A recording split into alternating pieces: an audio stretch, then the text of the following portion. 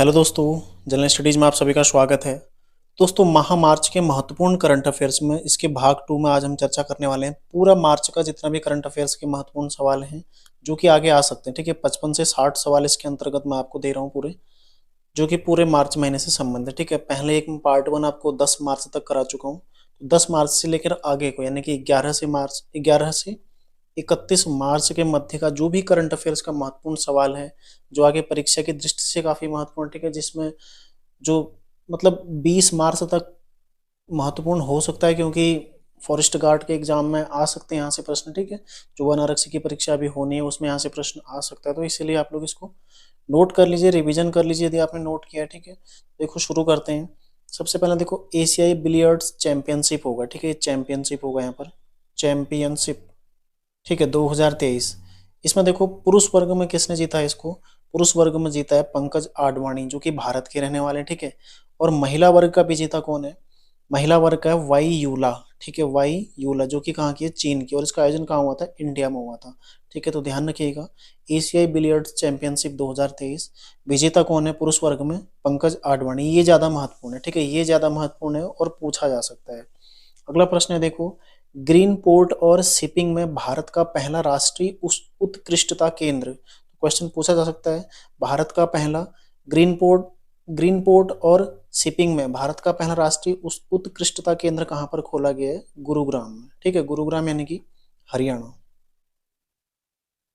ठीक है, हरियाणा राज्य में इसको खोला गया है। अगला देखो, चर्चा में गजमित्र। गजमित्र क्या है? ये है एक पहल है, ठीक है, एक पहल है जो कि पश्चिम बंगाल में अभी हाल ही में शुरू की गई है।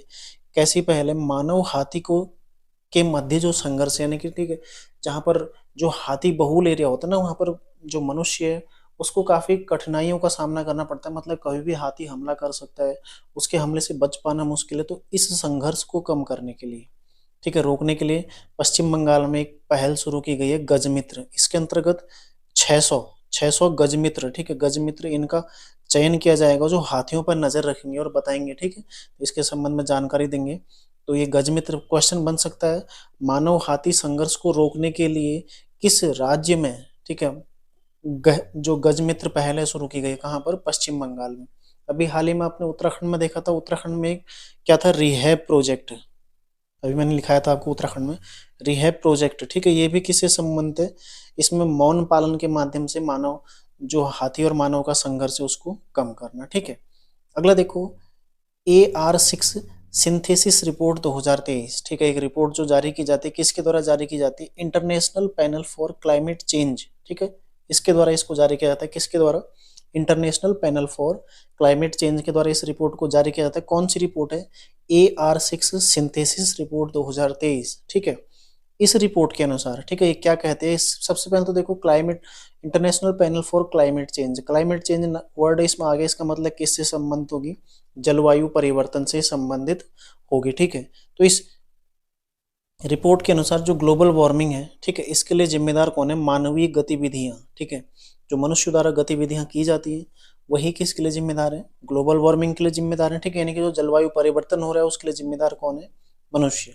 दूसरा देखो, 1850 से 1890 की तुलना में वर्तमान में 1 डिग्री सेल्सियस तापमान बढ़ गया है। तो इस रिपोर्ट के अनुसार जो 1850 से 90 का मध्य का जो समय था, उस समय की तुलना में जो वर्तमान समय है, यहाँ तक 1 डिग्री सेल्सियस तापमान बढ़ गया और समुद्र का जल स्तर भी इसमें बढ़ गया, ठीक है।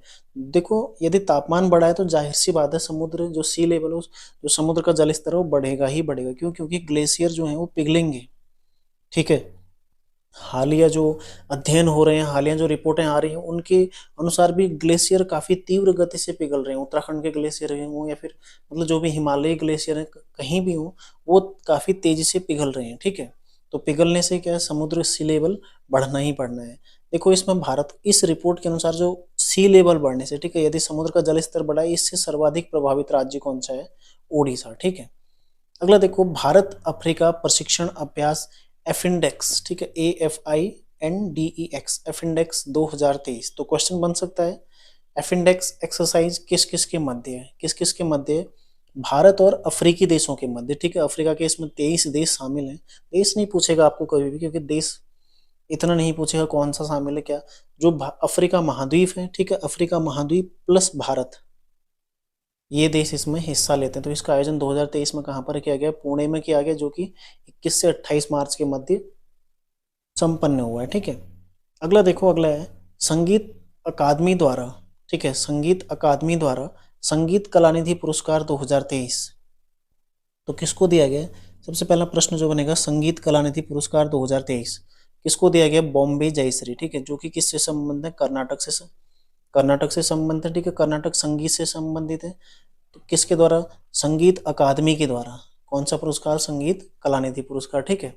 ऐसे ही देखो, संगीत अकादमी द्वारा ही एक और जो पुरस्कार दिया था वो है नृत्य कलानिधि पुरस्कार।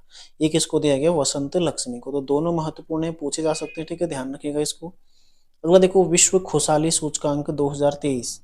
विश्व खुशहाली सूचकांक 2023 किस, सबसे पहले तो जारी कौन करता है, संयुक्त राष्ट्र सतत विकास समाधान नेटवर्क, ठीक है, संयुक्त राष्ट्र सतत विकास समाधान नेटवर्क द्वारा इसको जारी किया जाता है। तो ध्यान रखिएगा, सतत विकास समाधान नेटवर्क। तो 130 देशों में भारत को कौन सा स्थान, 137 देशों में भारत का स्थान कौन सा, 126वां। कब जारी होता है, 20 मार्च को। 20 मार्च को विश्व खुशहाली दिवस, प्रसन्नता दिवस या फिर वर्ल्ड हैप्पीनेस डे मनाया जाता है। उस दिन इसको जारी किया जाता है, ठीक है। 126वां स्थान भारत को प्राप्त हुआ है। 137 देशों के लिए रिपोर्ट जारी की गई है, ठीक है। इस रिपोर्ट के अनुसार देखो, पहले स्थान पर कौन है, फिनलैंड, और अंतिम स्थान पर कौन है, अफगानिस्तान। तो ध्यान रखिएगा, पूछा जा सकता है कि वैश्विक खुशहाली सूचकांक 2023 में सर्वाधिक खुशहाल देश किसको घोषित किया गया, तो कौन है, फिनलैंड हो गया, ठीक है। और सबसे ज्यादा जो लास्ट स्थान पर है वो कौन है, अफगानिस्तान, ठीक है।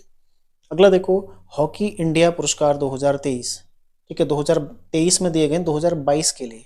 तो हॉकी इंडिया द्वारा जो पुरस्कार दिए जाते हैं, ठीक है, उसमें देखो पुरुष वर्ग में प्लेयर ऑफ द ईयर किसको दिया गया है, हार्दिक सिंह को, ठीक है। तो क्वेश्चन बन सकता है, हॉकी इंडिया द्वारा 2022 के लिए पुरुष वर्ग में प्लेयर ऑफ द ईयर किसे दिया गया, ठीक है, किसको दिया गया, हार्दिक सिंह को, ठीक है। अगला देखो, महिला वर्ग में प्लेयर ऑफ द ईयर कौन है, सविता पूनिया। ध्यान रखिएगा, महिला वर्ग सविता पूनिया, ठीक है, पुरुष वर्ग हार्दिक सिंह। अगला देखो, major Dhyan Chand lifetime achievement किसको दिया गया, गुरुबख्श सिंह को। Major Dhyan Chand lifetime achievement किसको दिया गया, महत्वपूर्ण है, ठीक है, इंपॉर्टेंट सवाल है, गुरुबख्श सिंह को दिया गया। और गोलकीपर, ठीक है, सर्वश्रेष्ठ गोलकीपर का अवार्ड किसको दिया गया है, कृष्णा बी पाठक को। तो ये भी ध्यान रखेगा आप लोग, ठीक है। अगला देखो, मूल पशुपालन सांख्यिकी रिपोर्ट 2022, एक हाल ही में एक रिपोर्ट आई है, मूल पशुपालन सांख्यिकी रिपोर्ट, ठीक है, भारत के परिप्रेक्ष्य में रिपोर्ट आई है। तो इस रिपोर्ट के अनुसार देखो, देश में सर्वाधिक दुग्ध उत्पादक राज्य कौन है, राजस्थान, ठीक है। पहले कौन था, उत्तर प्रदेश। इस रिपोर्ट के अनुसार वर्तमान में जो भारत में सर्वाधिक सबसे ज्यादा दूध उत्पादक राज्य कौन है, राजस्थान। दूसरे नंबर पर कौन है, उत्तर प्रदेश। महत्वपूर्ण है, छाप लो इसको, पूछा जाएगा पक्का, ठीक है। तो भारत में सबसे ज्यादा दूध उत्पादक राज्य वर्तमान में कौन है, ये है राजस्थान, ठीक है। ऐसे देखो, सर्वाधिक मांस उत्पादक राज्य कौन सा है, महाराष्ट्र, ठीक है। यहाँ भी द्वितीय स्थान पर कौन है, उत्तर प्रदेश। तो सर्वाधिक मांस में कौन हो जाएगा, महाराष्ट्र, ठीक है। सर्वाधिक अंडा उत्पादक राज्य कौन सा है, आंध्र प्रदेश, ठीक है। आंध्र प्रदेश सर्वाधिक अंडा, जो कि पहले से भी था वर्तमान में भी है, ठीक है। द्वितीय स्थान पर कौन है इसमें, तमिलनाडु। ध्यान रखिएगा। अगला देखो, सर्वाधिक ऊन उत्पादक राज्य कौन सा है, सर्वाधिक ऊन का है राजस्थान। तो राजस्थान ऊन में और साथ ही दुग्ध उत्पादन दोनों में कहाँ है, पहले स्थान पर है, ठीक है, ध्यान रखिएगा। द्वितीय स्थान पर कौन है, जम्मू एंड कश्मीर, जो कि केंद्र शासित प्रदेश है, ठीक है। तो देखो, सर्वाधिक दूध राजस्थान, सर्वाधिक मांस महाराष्ट्र, सर्वाधिक अंडा आंध्र प्रदेश और सर्वाधिक ऊन राजस्थान, ठीक है। और भारत कुल कितना दुग्ध उत्पादन रहा है पिछले वर्ष भारत का, 221.06 million tonne, 221.06 million tonne Bharat का उत्पादन रहा है। और वर्तमान में दूध उत्पादन में भारत विश्व में पहले स्थान पर है, ठीक है। महत्वपूर्ण है, इंपॉर्टेंट है ये रिपोर्ट, ठीक है, यहाँ से प्रश्न बन सकता है, तो ध्यान रखिएगा इसको। अगला देखो, वैश्विक आतंकवाद सूचकांक 2022 सबसे पहले जारी कौन करता है, जारी करता है देखो, institute of economics and peace, ठीक है। तो ध्यान रखिएगा, कौन जारी करता है, institute of economics and peace, इसके द्वारा इस सूचकांक को जारी किया जाता है। सबसे पहले तो ये क्लियर हो गया, ठीक है। इस सूचकांक के अनुसार आतंकवाद से सर्वाधिक प्रभावित देश कौन सा है, अफगानिस्तान, ठीक है। महत्वपूर्ण है, आतंकवाद से सर्वाधिक प्रभावित कौन है? अफगानिस्तान। और भारत की रैंक क्या है इसमें? 13वीं, यानी कि 13वां सर्वाधिक प्रभावित देश कौन है? भारत। ठीक है, आतंकवाद में, आतंकवाद के मामले में भारत 13वां सर्वाधिक प्रभावित देश है। ठीक है, अगला देखो, सेंट्रल बैंकिंग अवार्ड्स द्वारा गवर्नर ऑफ द ईयर 2023 पुरस्कार किसको दिया गया? ठीक है, प्रश्न बनेगा कि सेंट्रल बैंकिंग, या फिर ऐसे डायरेक्ट क्वेश्चन बन सकता है गवर्नर ऑफ द ईयर 2023 का अवार्ड हाल ही में किसे प्रदान किया गया? तो किसको दिया गया? शक्तिकांत दास को। ठीक है, जो कि वर्तमान में भारत के आरबीआई के गवर्नर हैं और अपना दूसरा कार्यकाल वर्तमान में कर रहे हैं। ठीक है, इससे पूर्व देखो वर्ष 2015 में रघुराम राजन को भी ये पुरस्कार प्रदान किया जा चुका है, यानी कि भारत के दूसरे व्यक्ति हैं जिन्हें ये पुरस्कार प्रदान हाल ही में किया गया। ठीक है, अगला देखो, मैत्री पाइपलाइन। एक पाइपलाइन है मैत्री पाइपलाइन। मैत्री देखो किसके मध्य होगा? भारत प्लस बांग्लादेश। ठीक है, भारत प्लस बांग्लादेश, इनके मध्य होगा मैत्री। ठीक है, तो भारत और बांग्लादेश के मध्य क्या है? मैत्री पाइपलाइन हाल ही में शुरू की गई है। कुल लेंथ किसकी कितनी है? इसकी कुल लंबाई कितनी है? 131.5 किलोमीटर। ठीक है, तो प्रश्न डायरेक्ट यही बनेगा, मैत्री पाइपलाइन हाल ही में किन दो देशों के मध्य शुरू की गई है, या फिर भारत और किस देश के मध्य है? मैत्री पाइपलाइन भारत और बांग्लादेश। ठीक है, किससे संबंधित है? डीजल परिवहन हेतु। ठीक है, तो क्वेश्चन ये भी बन सकता है, ये पाइपलाइन किससे संबंधित है? पेयजल से, या फिर गैस परिवहन से, या फिर डीजल के परिवहन से? तो किससे संबंधित है? डीजल के परिवहन से संबंधित है। ठीक है, और इसके माध्यम से एक साल में 10 लाख मीट्रिक मीट्रिक टन, ठीक है, डीजल सप्लाई करने का लक्ष्य रखा गया है। वो ज्यादा महत्वपूर्ण वो नहीं है, लेकिन हाँ ध्यान रखिएगा, मैत्री पाइपलाइन किससे संबंधित है? भारत और बांग्लादेश दो देश, प्लस किसके परिवहन से? डीजल के। ठीक है, दोनों चीजें आपने ध्यान रखनी है। अगला देखो, अखिल भारतीय वन खेल प्रतियोगिता। ठीक है, अखिल भारतीय वन खेल प्रतियोगिता 2023, इसका आयोजन कहाँ हुआ था अभी हाल ही में? पंचकुला में। ठीक है, पंचकुला हरियाणा में इसका आयोजन किया गया था, ध्यान रखिएगा। और इस प्रतियोगिता में जो छत्तीसगढ़ है वो पहले नंबर पर आया। ठीक है, छत्तीसगढ़ पहले नंबर पर आया 164 पदक के साथ। लेकिन आपसे यही पूछा जाएगा कि हाल ही में अखिल भारतीय वन खेल प्रतियोगिता का आयोजन कहाँ पर किया गया? पंचकुला हरियाणा में किया गया था। ठीक है, अगला देखो, एक महत्वपूर्ण सवाल जो कि छपने वाला है, इसको बिल्कुल आप लोग छाप लो, प्रश्न आया हुआ है। ठीक है, अति महत्वपूर्ण सवाल है। 32वां सरस्वती सम्मान 2022, ठीक है, किसको दिया गया है? 32वां सरस्वती सम्मान दिया गया है शिव शंकरी। ठीक है, शिव शंकरी को, उनकी पुस्तक है एक सूर्यवंशम।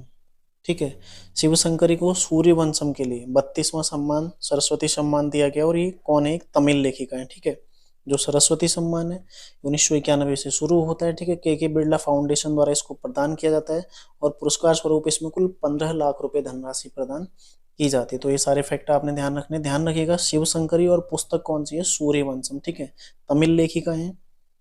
अगला देखो, चर्चा में बोल्ड कुरुक्षेत्र। ठीक है, ये अभ्यास है बोल्ड कुरुक्षेत्र, सैन्य अभ्यास है। ठीक है, सैन्य प्रशिक्षण अभ्यास है, किस किस का है? भारत और सिंगापुर का।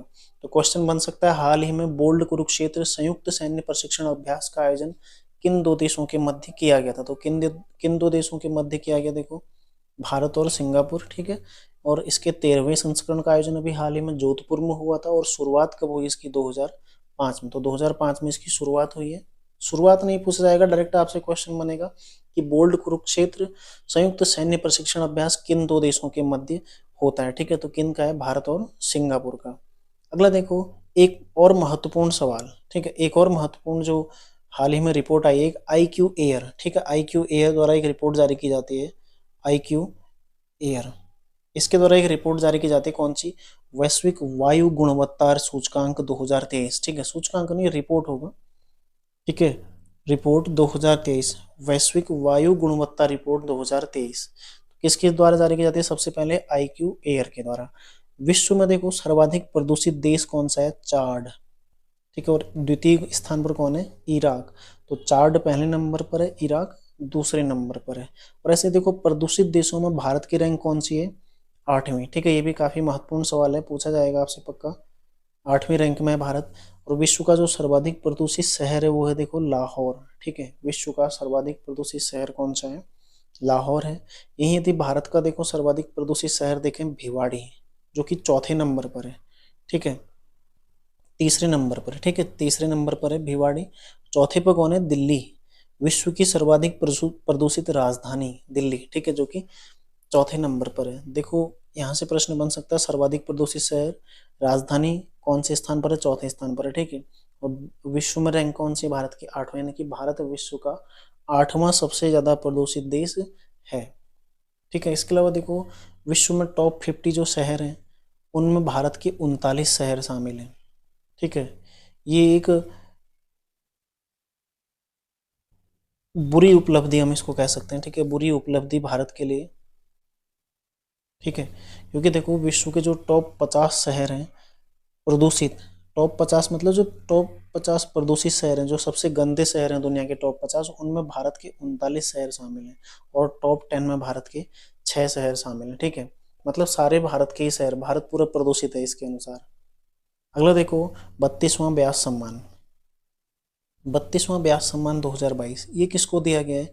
ज्ञान चतुर्वेदी को, ठीक है। उनका एक उपन्यास है पागल खाना, ठीक है। इस उनका एक उपन्यास है व्यंग पर आधारित, व्यंग पर आधारित उपन्यास एक पागल खाना, इसके लिए 32वां व्यास सम्मान किसको दिया गया? ज्ञान चतुर्वेदी को दिया गया, ठीक है, ध्यान रखिएगा। और ये पुरस्कार वर्ष 1991 से के बिरला फाउंडेशन द्वारा, देखो 3 पुरस्कार, एक बिहारी सम्मान, ठीक है, सरस्वती सम्मान, प्लस तीसरा कौन सा है?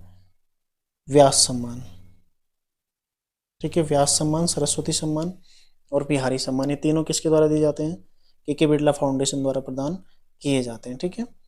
अगला देखो 95वां ऑस्कर 2023, ठीक है। तो 95वां जो ऑस्कर पुरस्कार है 2023 के लिए किसको दी? देखो इसमें भारत की कुछ जो महत्वपूर्ण चीजें हैं उसके बारे में हम चर्चा करेंगे। भारत के लिए इस बार जो सर्वश्रेष्ठ मूल गीत श्रेणी का अवार्ड है भारत को प्राप्त हुआ है इसमें, ठीक है। एक बार पहले देखो सारे अवार्ड इसमें हम देख लेते हैं। सर्वश्रेष्ठ मूल गीत श्रेणी किसको मिला है? नाटू नाटू, ठीक है, जो कि भारत को मिला है इस बार।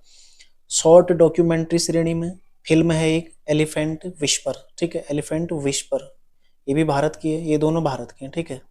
एक भारत के लिए बहुत बड़ी उपलब्धि है, ऑस्कर में अवार्ड जीता है भारत ने, ठीक है। देखो बेस्ट अंतर्राष्ट्रीय फिल्म कौन सी है? All quiet on the western, ठीक है। बेस्ट पिक्चर फिल्म कौन सी है? Everything everywhere all at once, ठीक है, everything everywhere all at once. ऐसी सर्वश्रेष्ठ अभिनेता देखो ब्रेंडन फ्रेजर, और सर्वश्रेष्ठ अभिनेत्री कौन है? मिशेल योह। एक चीज आप लोग ध्यान दीजिएगा, इस वीडियो का जो पीडीएफ है, ठीक है, मैं कमेंट सेक्शन में उसको पिन कर दूंगा, तो वहां से आप उसको प्राप्त कर सकते हैं, पूरा पीडीएफ इसका प्राप्त कर सकते हैं, और उसके माध्यम से अपना रिवीजन भी या उसको प्रिंट करा के अपने पास आप रख भी सकते हैं, ठीक है। तो देखो 95वां ऑस्कर 2023, यदि हम इसमें भारत के लिए चर्चा करें, नाटू नाटू एक गीत कौन सी मूवी से संबंधित है? RRR, ठीक है, RRR मूवी का है। इसके निर्देशक कौन है? जो RRR मूवी है राजा मौली, ठीक है, राजा मौली बाहुबली वाले, ठीक है, ये आपने ध्यान रखना है। दूसरा देखो ये जो संगीत है इसको म्यूजिक किसने दिया है? MM किरवानी, ठीक है, ये पूछा जाएगा आपसे, इसको आप लोग ध्यान रखिएगा, MM किरवानी, इनके द्वारा इसको संगीत दिया गया है इस गाने को, ठीक है। लिखा किसने है? लिखा है देखो चंद्र बोस ने, चंद्र बोस, इनके द्वारा लिखा गया, ठीक है। क्योंकि ऑस्कर जीता है तो कहीं ना कहीं यहाँ से सवाल बनता है। और गायक किसने? देखो इसके यदि आप गायक लिखें तो गायक देखो राहुल सिपलीगंज, ठीक है, राहुल सिपलीगंज प्लस काल भैरव, ठीक है, काल भैरव, एक नाम तो सभी को याद हो गया होगा, काल भैरव। बाकी देखो राहुल सिपलीगंज, इन दोनों के द्वारा इसको गाया गया, ठीक है। बाकी देखो जो शॉर्ट डॉक्यूमेंट्री श्रेणी, इसमें भारत को अवार्ड मिला है ऑस्कर, इसमें ये इसके जो निदेशक हैं, और निदेशक कौन है? कार्तिकी प्लस गुनीत, ठीक है, कार्तिकी प्लस गुनीत, ठीक है, इनके द्वारा इसको निर्देशित किया गया, ठीक है, ये इसके डायरेक्टर रहे हैं, ध्यान रखिएगा।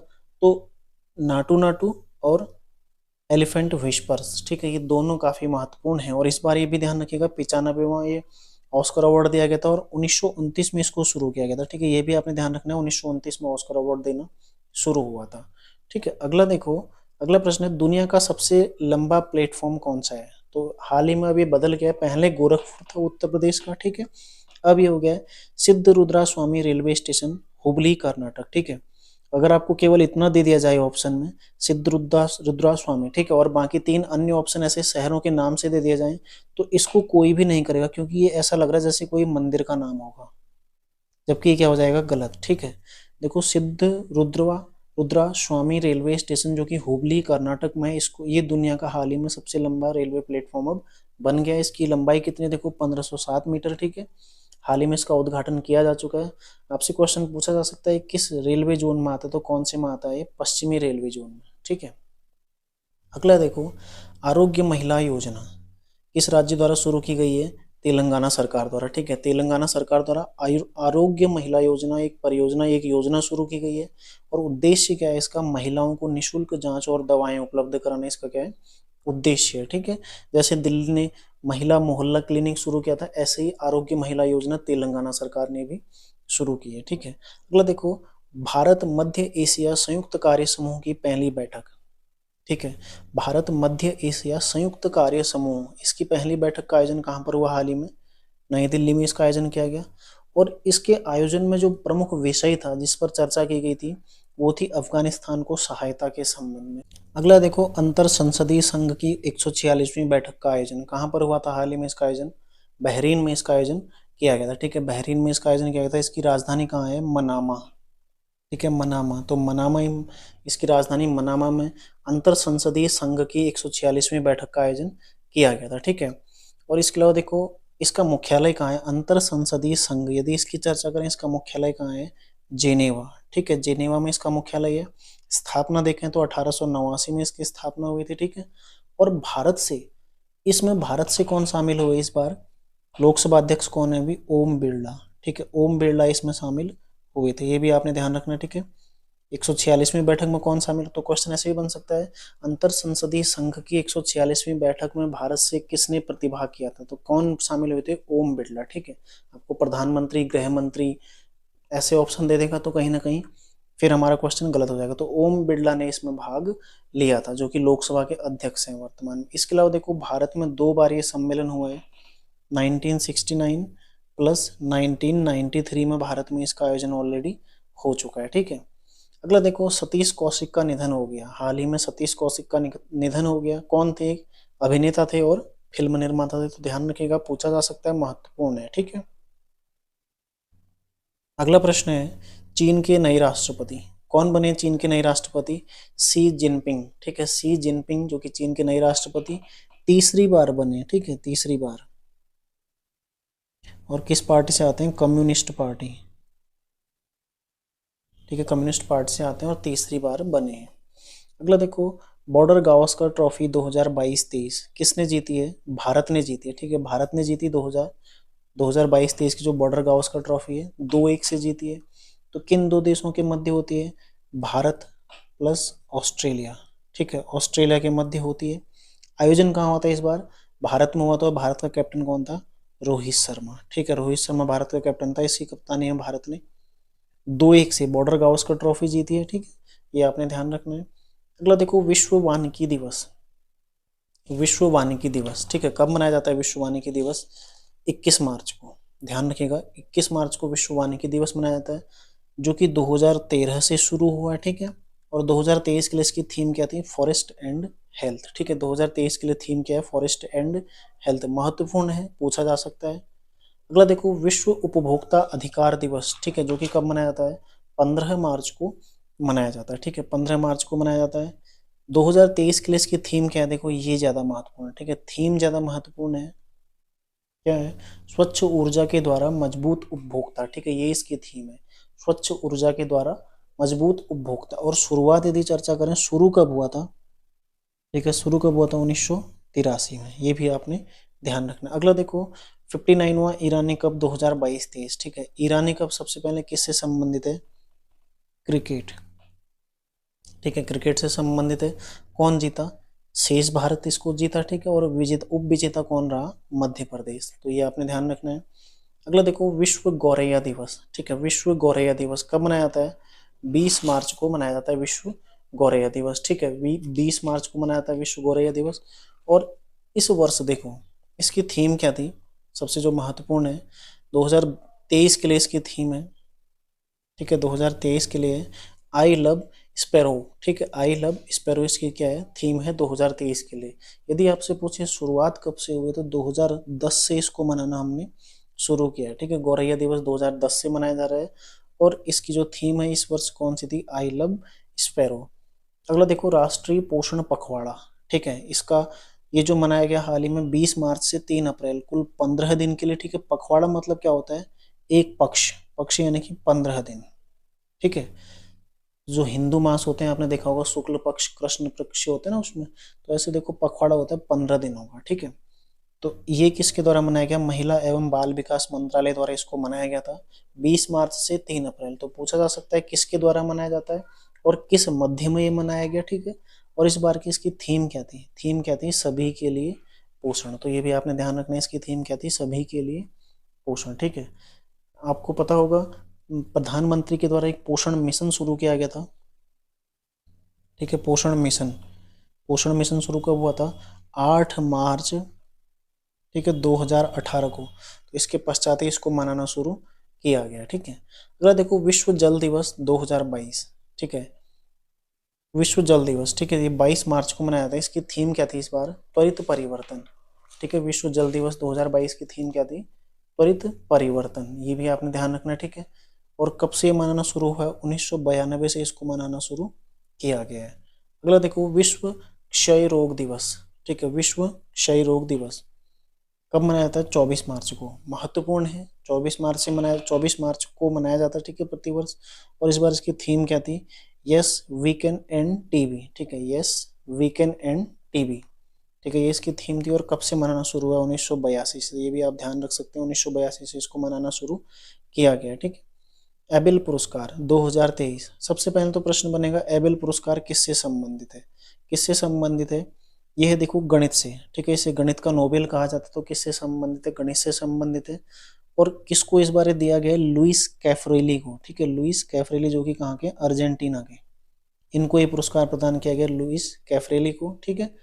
और यदि आप इसमें देखें कब से शुरू हुआ है, 2002 से, ठीक है, 2002 से ये शुरू किया गया, ये भी आप ध्यान रखना, ठीक है। अगला देखो, अगला प्रश्न है ब्रिक्स न्यू डेवलपमेंट बैंक में शामिल नया देश, ठीक है, विश्व न्यू डेवलपमेंट बैंक, ये बैंक भी होगा, ठीक है, बैंक में शामिल नया देश कौन सा है, मिस्र, मिस्र शामिल इसमें हाल ही में हुआ है, जो कि कौन सा है, 6ठे नंबर का, ठीक है, 6ठे नंबर का है, ध्यान रखिएगा, 6वें नंबर का है मिस्र। इससे पहले इसमें ऑलरेडी 5 शामिल हैं, देखो BRICS, ब्राजील, ठीक है, रसिया, इंडिया, चाइना और साउथ अफ्रीका, 5 देश ऑलरेडी हैं। और 6ठा देश कौन सा हो गया अब, मिस्र, ठीक है। देखो हल्की सी हम रिवीजन यहाँ पर करेंगे एक चीज का, ब्रिक्स, BRIC इस रूप में अस्तित्व में आया कब, ठीक है। इस नाम को जो सबसे पहले प्रयुक्त किया था किसने, जिम ओ निल ने, ठीक है, जिम ओ निल, इनके द्वारा प्रयुक्त किया गया था कब, 2001 में। उसके पश्चात देखो रूस में इसका पहला सम्मेलन कब हुआ था, 2009 में, ब्रिक का, ठीक है। फिर 2010 में इसमें कौन जुड़ा, साउथ अफ्रीका, साउथ अफ्रीका इसमें 2010 में जुड़ गया। उसके पश्चात क्या हो गया, ब्रिक्स हो गया, ठीक है, ब्रिक्स उसके पश्चात हो गया, ये भी आपने ध्यान रखना है। यदि आप चर्चा करें, देखो जो ब्रिक्स का न्यू डेवलपमेंट बैंक है, ठीक है, ये बैंक भी है यहाँ पर, इसको आप लोग जोड़ लीजिएगा, ठीक है, बैंक, ये कब अस्तित्व में आया, 2014 में ये अस्तित्व में आया, ठीक है। इसका मुख्यालय कहाँ है, संघाई, ठीक है, संघाई चीन में इसका मुख्यालय। और इसकी ये किसकी उपज है, मतलब किसने इसका सुझाव दिया था, जो भारत के प्रधानमंत्री हैं वर्तमान में, उनके द्वारा इसका सुझाव दिया गया था, ठीक है, ये भी आपने ध्यान रखना। और देखो एक चीज और याद रखना, 13वां जो इसका सम्मेलन वो इंडिया में हुआ था, देखो BRICS इंडिया में हुआ था 2021 में, 13वां, ठीक है। 2022 में कहाँ हुआ, चाइना में। तो इस बार का कहाँ होगा, 15वां जो सम्मेलन है वो कहाँ होगा, साउथ अफ्रीका में। तो ये सारे फैक्टर आपके इसमें कवर हो गए, ठीक है। अगला देखो स्विस ओपन 300 जीतने वाली भारत की पहली जोड़ी, ठीक है। तो स्विस ओपन जो होता है किसने जीता है, सात्विक साईराज और चिराग, इनके द्वारा जीता गया है। हालांकि देखो जो सिंगल्स है वो पहले एक महिला जीत चुके हैं, PV सिंधु, ये जीत चुकी हैं पहले, ठीक है, स्विस ओपन। और ये प्रश्न बन चुका है पहले। जो इस बार जोड़ी है ये डबल्स की जोड़ी है, ठीक है, मतलब युगल, ठीक है, इस जोड़ी ने जीता है, सात्विक साईराज और चिराग के द्वारा जीता गया है। चीन की जोड़ी तांग कियांग और सेन सियांग को हराकर एक खिताब इन्होंने जीता है। ठीक है, अगला एक महत्वपूर्ण सवाल, महिला प्रीमियर लीग यानी कि WPL, अभी वर्तमान में IPL भी चल रहा है। ठीक है, तो इससे आप लोग दूरी बना के रखें क्योंकि ये पूरे 60 दिन आपके बर्बाद कर सकता है। ठीक है, बाकी जो WPL है ये आपका महत्वपूर्ण है, पूछा जाएगा यहाँ से। तो देखो पहला इसका संस्करण आयोजित हुआ था इस बार, पहली बार ये आयोजन किया गया था। ठीक है, पहली बार था, पहला WPL, पहला। शामिल कितनी टीमें थी? 5। कौन कौन से? देखो यूपी, मुंबई, ठीक है, इसके अलावा दिल्ली, ठीक है, गुजरात जॉइंट्स, और एक और टीम इसमें कौन सी थी? RCB। ठीक है, यदि आप सबसे महंगी खिलाड़ी देखते हैं कौन थी? स्मृति मंधाना, 3.5 करोड़ में स्मृति मंधाना जो भारतीय थी। यदि सबसे महंगी विदेशी देखें तो गार्डनर, ठीक है, जो कि ऑस्ट्रेलिया के हैं, ये सबसे महंगी विदेशी थी। आयोजन कहाँ हुआ था इसका? मुंबई में इसका आयोजन हुआ था। ठीक है, ये भी ध्यान रखिएगा आप लोग। विजेता कौन है? मुंबई इंडियंस इसमें विजेता रही। उप विजेता कौन है? देखो दिल्ली इसमें उप विजेता रही थी। ऑरेंज कैप यानी कि सर्वाधिक रन मैग लेनिन, जो कि कहाँ की थी? दिल्ली की। ठीक है, पर्पल कैप यानी कि सर्वाधिक विकेट किसने? हेली मैथ्यूज, कहाँ की थी? MI की। और फाइनल में जो प्लेयर ऑफ द मैच था वो कौन थी? Natalie cyber. ठीक है, नताली साइबर जो कि कहाँ की? मुंबई की, मुंबई की ऑलराउंडर थी, ये player of the match final में रही थी। ठीक है, तो ये फैक्ट आपसे पूछे जा सकते हैं। ठीक है, ऑरेंज कैप और पर्पल कैप, और विजेता कौन है? मुंबई। ठीक है, और मुंबई की कप्तान कौन थी? हरमनप्रीत कौर, ये भी आपने ध्यान रखना है। ठीक है, अगला देखो, भारत का 37वां जैव विविधता विरासत स्थल कौन सा है? गंधमर्दन पहाड़ी। ठीक है, कहाँ पड़ती है? उड़ीसा में। तो भारत का 37वां, छपने वाला सवाल है, इंपोर्टेंट है काफी। ठीक है, इसे आयुर्वेद का स्वर्ग भी कहा जाता है, इसको आप लोग नोट कर लो, काफी महत्वपूर्ण ये सवाल आपके लिए रहने वाला है। अगला देखो, एक पुस्तक हाल ही में विमोचित हुई है, कौन सी है? युद्ध और महिलाएं। ठीक है, युद्ध और महिलाएं किसके द्वारा लिखी गई है? Doctor MA Hasan. ठीक है, छपेगी आगे, जो आगे आपके समीक्षा अधिकारी वगैरह एग्जाम है वहां पर ये पुस्तक आपको देखने को पक्का मिलेगी। ठीक है, अगला देखो, हाल ही में विश्व मुक्केबाजी चैंपियनशिप 2023 के 13वें संस्करण का आयोजन कहाँ पर किया गया? नई दिल्ली में। ठीक है, तो सबसे पहला क्वेश्चन तो ये, विश्व मुक्केबाजी चैंपियनशिप 2023 के 13वां, जो 23 में इसका आयोजन हुआ था, 13वां संस्करण का, ठीक है, कहाँ हुआ? नई दिल्ली में। तो क्वेश्चन बनेगा 13वां विश्व मुक्केबाजी चैंपियनशिप का आयोजन कहाँ हुआ? नई दिल्ली में हुआ था। ठीक है, तो भारत ने इस प्रतियोगिता में कुल 4 स्वर्ण जीते, जिसमें देखो निकहत जरीन, लवलीना बोरगोहेन, नीतू घंगास और स्वीटी बुरा, इन चारों ने इसमें क्या जीता है? गोल्ड मेडल जीता है। तो काफी महत्वपूर्ण है। ठीक है, चारों के नाम आपको पता होने चाहिए, छप सकता है। अगला देखो, पासपोर्ट इंडेक्स 2023, ठीक है, किसके द्वारा जारी किया जाता है? सबसे पहले इसे जारी किया जाता है, देखो आर्ट एंड कैपिटल द्वारा। ठीक है, आर्ट एंड कैपिटल द्वारा इसको जारी किया जाता है। प्रथम स्थान पर कौन है? संयुक्त अरब अमीरात, यानी कि जो सबसे आसान पासपोर्ट है किसका है? संयुक्त अरब अमीरात का। ठीक है, और अंतिम स्थान पर कौन है? अफगानिस्तान, जो कि हर जगह पर आपको लास्ट में ही वर्तमान में दिखाई देगा। ठीक है, और भारत की रैंक कौन सी है? 144वीं। ठीक है, अगला देखो, एक कांगड़ा चाय है, कहाँ की? हिमाचल प्रदेश की। ठीक है, हिमाचल प्रदेश की कांगड़ा चाय को यूरोपियन यूनियन की GI टैग, ठीक है, GI टैग, यूरोपीय GI टैग यानी कि यूरोपीय भौगोलिक संकेतक, इसको प्रदान किया गया, किसको? कांगड़ा चाय को। ठीक है, महत्वपूर्ण है, आगे आपके पेपरों में देखने को मिलेगा। ठीक है, और एक जो महत्वपूर्ण दिवस है, इस बार पहली बार ये दिवस मनाया जा रहा है। ठीक है, पहली बार कब मनाया जा रहा है? 2023 में। ठीक है, 30 मार्च को अंतर्राष्ट्रीय शून्य अपशिष्ट दिवस मनाया जाता है। ठीक है, जो कि 2023 में पहली बार मनाया जा रहा है। इसका उद्देश्य क्या है? क्यों ये मनाया जा रहा है? इसका उद्देश्य क्या है? कचरा प्रबंधन। ठीक है, कचरा प्रबंधन क्या है इसका उद्देश्य? ठीक है, महत्वपूर्ण दिवस है, पूछा जाने वाला दिवस है बिल्कुल। ठीक है, अंतर्राष्ट्रीय शून्य अपशिष्ट दिवस 30 मार्च को पहली बार ये मनाया गया। ठीक है, तो ये हो गया देखो मार्च का कंप्लीट करंट अफेयर्स। तो जो भी प्रश्न हैं महत्वपूर्ण हैं मेरे द्वारा आपको इस वीडियो में उपलब्ध करा दिए गए हैं। तो ये जो क्लास है आपके 1 आरक्षी, ठीक है, 1 आरक्षी यानी कि फॉरेस्ट गार्ड के लिए काफ़ी महत्वपूर्ण हो सकती है। आप लोग इसको पूरा नोट कर लीजिए, यदि नोट किया है ऑलरेडी तो आप लोग इसका रिवीजन कर सकते हैं। ठीक है, मिलते हैं नेक्स्ट क्लास में, तैयारी आप लोग करते रहिए। धन्यवाद।